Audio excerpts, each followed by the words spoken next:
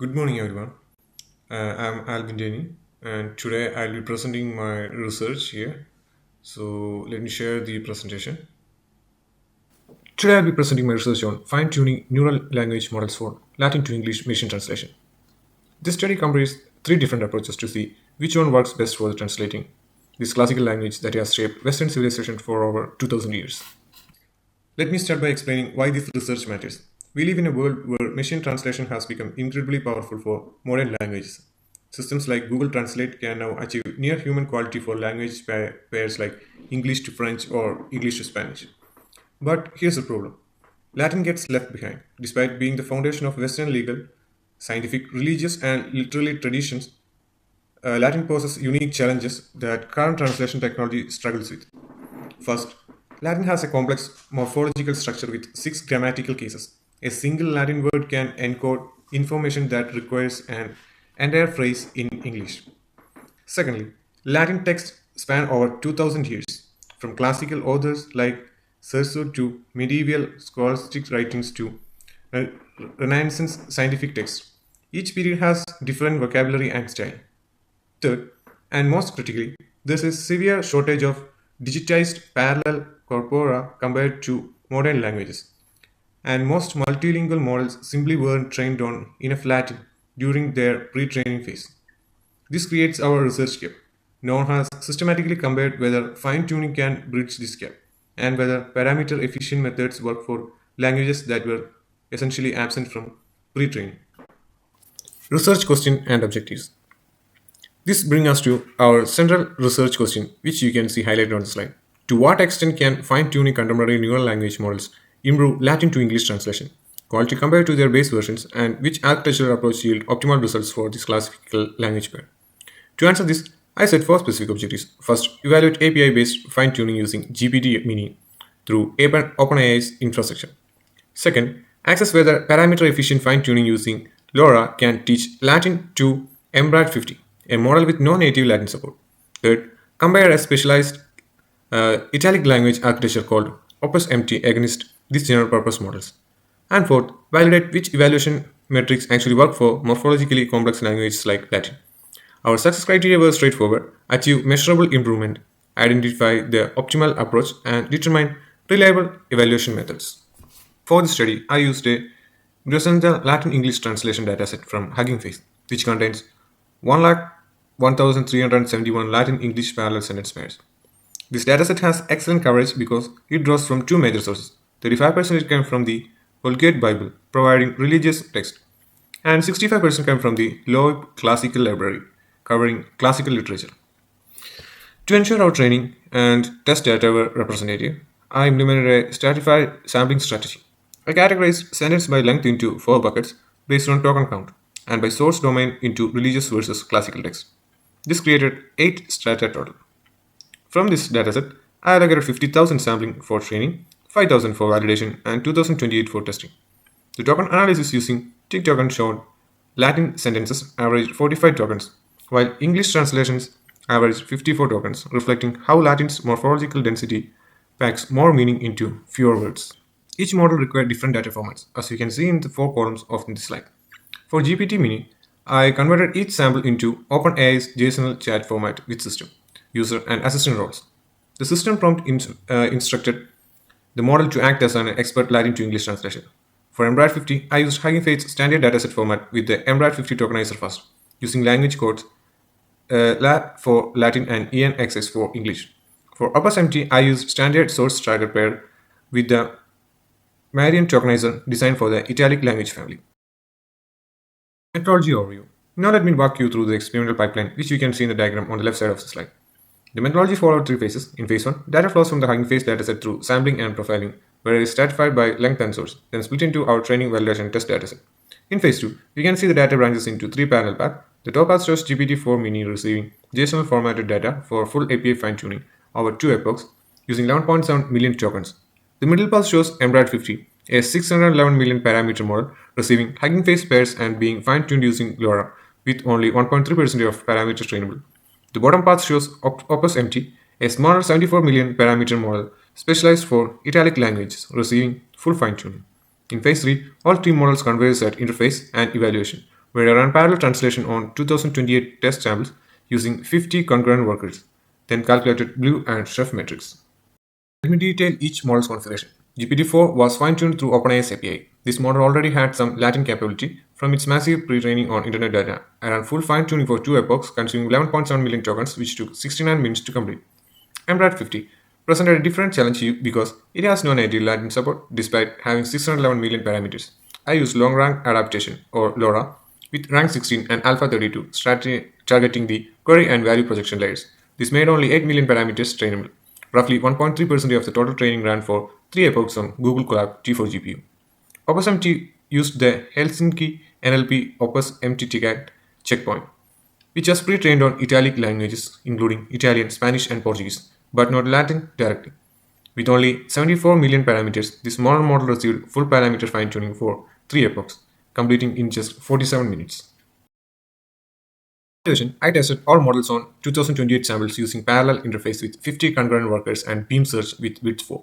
The critical decision was choosing the right metrics. I used two complementary approaches. Chef and character engram F score served as my primary metric because it calculate overlap at the character level with a maximum engram order of 6. This is essential for Latin because the character level matching can recognize partial similarities in inflected word forms that word-based metrics completely miss. Blue served as a secondary metrics for comparison with other research. It measured word level engram precision and remains the standard benchmark in machine translation. But as we'll see, it has serious limitations for morphological complex languages. I established quality thresholds based on the literature. Chef above 50 indicates production ready quality, 40 to 50 means usable with human review, and below 40 needs significant improvements. Before examining fine-tuned results, let's look at the baseline performance shown in the table on the right. GPT mini started with a Chef of 4597 and Blue of 1933 without any fine-tuning. This demonstrates significant inherent Latin capability, likely acquired from Latin text encountered during its WebScalp pre-training. Opus-MT showed partial capability with a Chef of 27.34 and Blue of 15.88. Its training on related Italic languages like Italian and Spanish provided from transfer learning benefits, but Latin's unique features weren't fully captured. And Brad 50 performed poorly with just 18.23 Chef and 8.47 Blue. At this level, translations were nearly incoherent, producing outputs that barely preserved any semantic meaning from the Latin source. This baseline establishment our starting point and highlighting the vast difference in pre-training exposure to Latin across models. Results after fine-tuning shows in the table. GPT-4 mini achieved the highest Chef score of 52.03, improving by 6.06 points or 13.2% over baseline. This crosses our production quality threshold of 50, making it suitable for real-world use with occasional human review. Opus-MT improved to 32.87 Chef, a gain of 5.53 point or 20.2%. While this represents solid improvement, the absolute score remains below 40, indicating translation that still need significant work. Here's where it gets interesting. MRAT 50 with LoRa shows the highest percentage gain at 67.2%, improving from 18.23 to 30.48 Chef. But look at the blue column. MRAT 50 achieved the highest blue score of 37.25, even higher than GPT Mini's 29.97. This paradox, where the worst performing model by the Chef has the best blue score, reveals a critical flaw in using blue for morphologically complex languages. MRAT 50 learned to generate fluent English sentences with common word patterns, but these sentences don't actually translate the Latin input correctly. This table quantifies what I called blue Chef paradox. I calculate the gap between blue and Chef score for each model. GPT 4.0 mini shows a gap of negative 22.06, meaning Chef is higher than blue would suggest. Opus-MT shows negative 11.65. Both negative gaps indicate correct translation behavior, where the model accurately translates Latin morphology and blue fails to recognize. But MRAT 50 shows a positive gap of 6.77. This is a red flag. A positive gap means blue is inflated relative to actual translation quality. Why does this happen? MRAT 50 failed to learn Latin during LoRa fine-tuning because 1.3% trainable parameters simply wasn't enough to teach an entirely new language.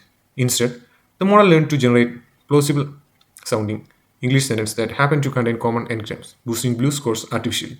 But these sentences don't actually convey the meaning of the Latin score, which Chef correctly penalized. The conclusion is clear. For morphologically complex languages, a positive blue Chef gap serves as a warning signal that translation quality is poor despite seemingly acceptable blue scores. Can directly answer our research question. With the key result highlighted at the top, GPT-4 with Chef 52.03 is the only model achieving production quality translation. The first part of our question was about whether fine tuning improves quality. Yes, all three models improved. GPT-4 mini went from 4597 to 5203, crossing into production territory. Opus-MT improved from 2734 to 3287, a meaningful but insignificant gain. MRAT 50 showed the largest relative improvement from 1823 to 30.48, but remained inadequate in absolute terms. To the second part about which architecture works best, the winner is clearly general purpose model with Latin pre-trained exposure. Parameter efficient fine tuning failed because LoRa's 1.3% trainability cannot teach a language that was absent from pre-training. Specialized architecture also fell short because Opus-MT's Italic language base didn't transfer sufficiently to Latin. The key discovery is that pre-training exposure to the target language matters more than model size, specialized architecture, or parameter efficiency. Embright 5611 million parameters couldn't overcome its lack of Latin knowledge, while GPT-4 succeeded because it encountered Latin during its massive pre-training phase. Findings from this research. Finding 1. Pre-training exposure suppresses architecture. GPT-4 mini's success came from Latin knowledge acquired during web-scale pre-training.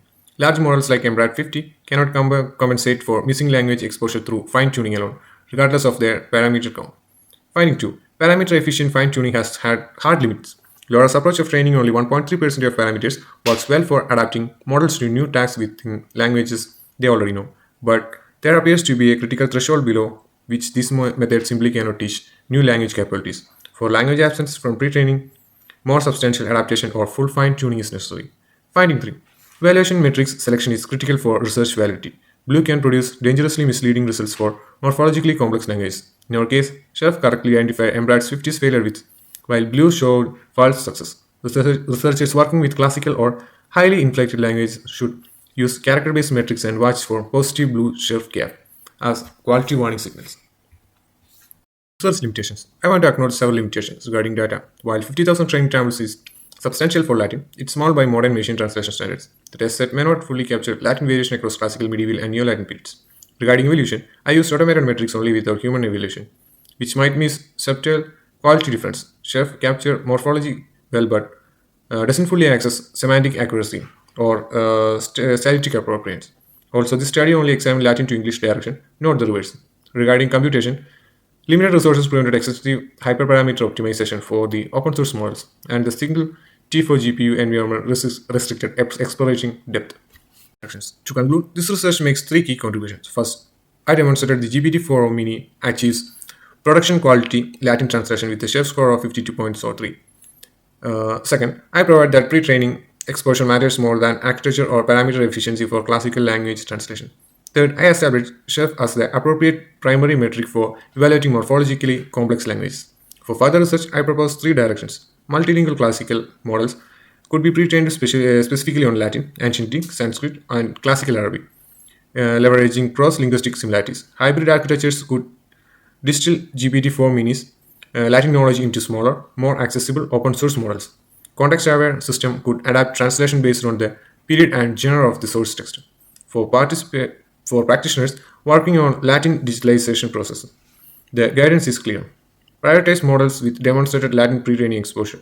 Use chef above 50 as your production threshold and avoid parameter-efficient method for languages. Absence from your model's pre-training data. And thank you for your attention. I'm happy to take any questions.